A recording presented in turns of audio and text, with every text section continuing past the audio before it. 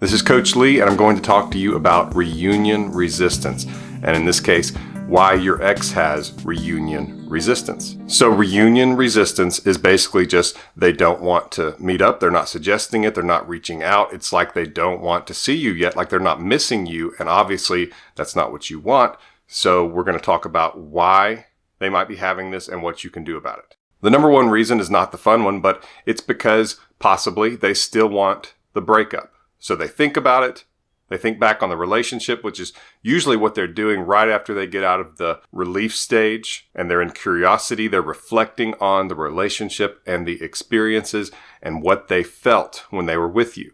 And if it was a difficult relationship, in other words, if there was lots of arguing, if you two just suffocated each other as far as always being around each other, never having a break, some couples can't handle that. They just need some downtime where they're apart. And so some of that can actually be playing into this, where they just got burned out and they're just wanting a break from you, so to speak. And usually if it's just that, that can be temporary. Sometimes that's immaturity. Sometimes it's just not being used to a relationship, but it is something that we do need to admit and talk about, that it's a factor in all of this, is that they can just still be burned out and that they are enjoying the breakup at the moment. Now, that's not new news, so don't panic. Don't see this as bad news and a disaster for you. This is actually very normal, especially during that relief stage. They are enjoying the breakup because there was a reason they wanted it. And so they are getting some of that relief, even if a lot of it is just psychological. For example, have you ever thought, this is fun, I should be enjoying this? Or so-and-so says this is fun, so I'm having fun, right? In other words, sometimes you assume you're liking something and enjoying something until you have to deal with it for a long period of time, or you get to experience the other thing that maybe you didn't do, that you didn't think you would enjoy, or that other people said you wouldn't enjoy. And that applies to relationships too. So that's a possible reason why your ex has reunion resistance. Number two is that your ex thinks it would look crazy. So think about it. If they were to break up with you and then a few days later they want to get back together, they know how that looks. Most people understand that that seems odd, that it seems a little bit unstable. And they don't want to look bad, not just to you, but other people. So think about that. In other words, they might actually be wanting to get back together with you. They might be missing you and thinking this was a mistake. But then they think, what would other people think about that? If I broke up with her, broke up with him, and then next week got back together. And I have heard that from the dumper before, that they actually waited longer than maybe they wanted to, just because they didn't want other people to be talking about them and saying, oh, there she goes again. There he goes again, bouncing back into that relationship. The optics, the peer pressure, getting validation from social media and everybody is important to a lot of people. It shouldn't be, but it is. And so that will factor in. Not just that they think it's going to look crazy to you, but that they think it's going to look crazy to other people. So that's why a lot of times these things can be delayed. Number three is that you keep contacting them. And so this is kind of the cliche. I talk about this in a lot of videos. If you keep contacting them, they can't miss you. If they don't get to experience the breakup, they won't know if they actually want it or not. And so you have to let them experience this. And we do this with all other kinds of relationships. So this is not manipulation or mind games. This is a mature response. When someone says, I don't want to be your romantic partner anymore, that doesn't mean you keep showing up and you keep contacting them. That's actually the opposite of what it means. And so for these people who accuse me of suggesting you use the silent treatment and that you use these Jedi manipulation tactics, I'm flattered, but that's not what I'm suggesting.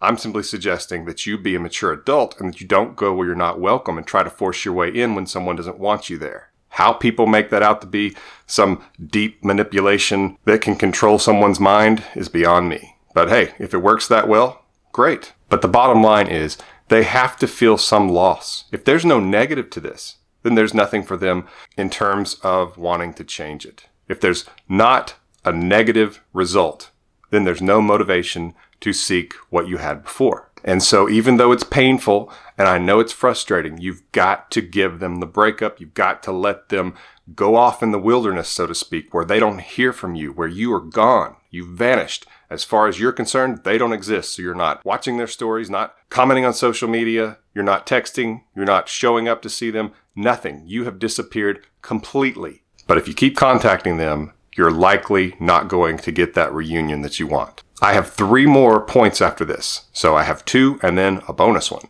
And so stick around for that. But before I get to those next 3, take a look at my emergency breakup kit. I'll link to it in the description below. It's a powerful guide to help you get your ex back. I'll also put a link in the description where you can book a coaching session with myself or coaches on my staff. You can do all that at the website address that's listed in my logo here on this screen. So number 4 on the list of reasons why your ex could have reunion resistance is that they have been ignored. You've ignored them.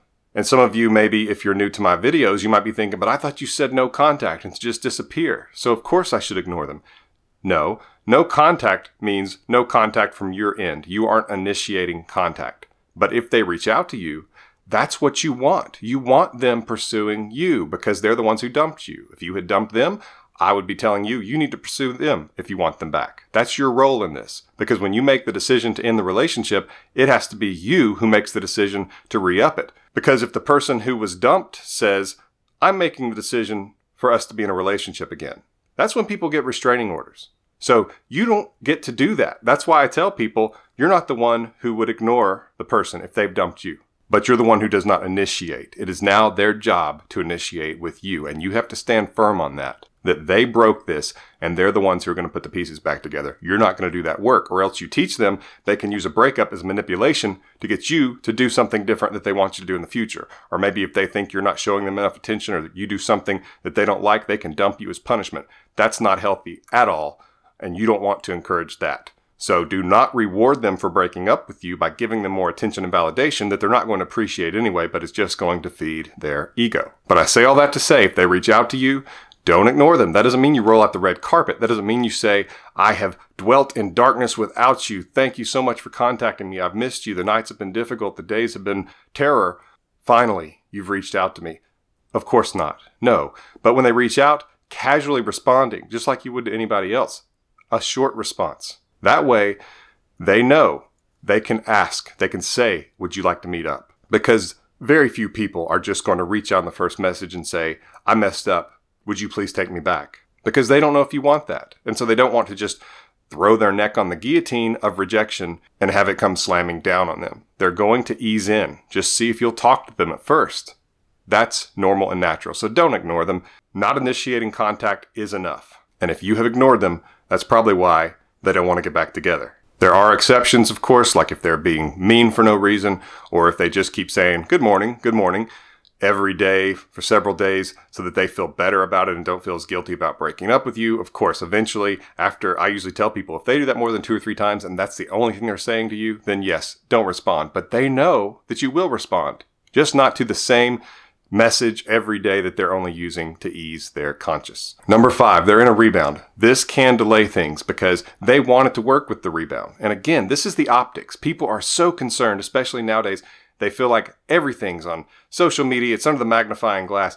Everybody knows their business and they want to look good. And they don't think it would look good for them to break up with you and then get in a rebound and then 2 weeks later go back to you. Because they know people will joke about that and they'll laugh about that and they'll say they were in a rebound. And so that's one factor that delays them coming back to you. But also, they want the relationship to work. They want the rebound to work. Nobody wants to be in just some temporary fake relationship. And so they're going to try. They want to believe that it's real. But that's usually a downfall of a rebound because they start to realize that the intimacy is cheap. It's not what they had with you. They didn't have the connection or the history and the experiences that they had with you. And they're trying to feel that for this person. And it can start to feel fake because usually it just starts and they almost resume what they had with you. At least they're trying to, as far as the frequency of how much they see each other, what they do together, even their interactions. They might even try to say, I love you way too soon, just because they want what they had with you. That's one of the reasons people go into rebounds. If they jump into a relationship really quickly after a breakup, usually they're wanting to have what they had in the relationship with you.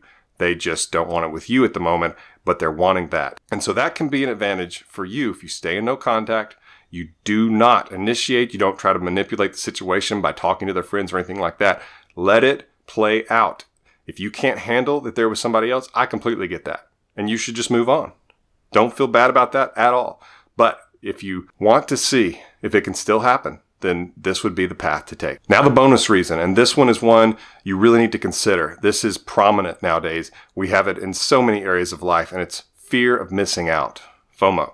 People tell people, oh, you should go date all kinds of people. You should try out other people, see what you really like, and that kind of thing. And it really cheapens the whole thing, in my opinion. I'm not a big believer in playing the field and trying to see how many people you can date and how many people you can sleep with and all that. That usually hurts things long term. You begin to harm your ability to connect with people because it's supposed to be a connection that's just with one person, ideally. But when you are able to flick that switch over and over and over with different people, it messes with how your emotions and your mind connect in relationships. And so that's pushed in the world today, especially when you're in your 20s. You know, it's like, don't miss out. You need to have all the fun you can. You need to go to all these clubs. You need to sleep with all these people.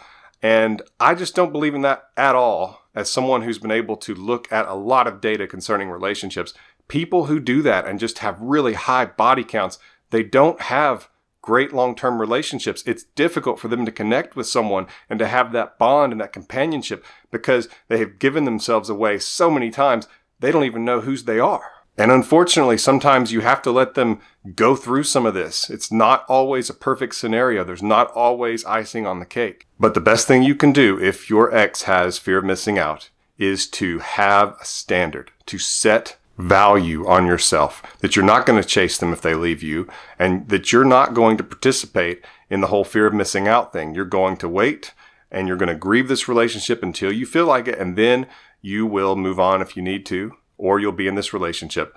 But you have to show them that you have values and standards that are the opposite of fear of missing out. And that can be very attractive to someone who's out in the wilderness, trying to find themselves, not sure and not wanting to miss out. If you are a solid rock in terms of what you know, what you believe, what you want, that's very attractive to someone who has the fear of missing out. But that can definitely be a factor that can make your ex stay away, is that they are afraid going back to you would prevent them from getting to try other people or experience the world in other ways. And a lot of that is very shallow. And I hope it's something that society can grow out of and improve on in the future. There's a really important video here in the end screen about why your ex might be watching your social media. And even if they're not right now, you need to know these things in case they do, as far as what do you do if they all of a sudden start watching your social media again. So that's the video here in the end screen. Thank you for subscribing. This has been Coach Lee. And as always, thank you for watching.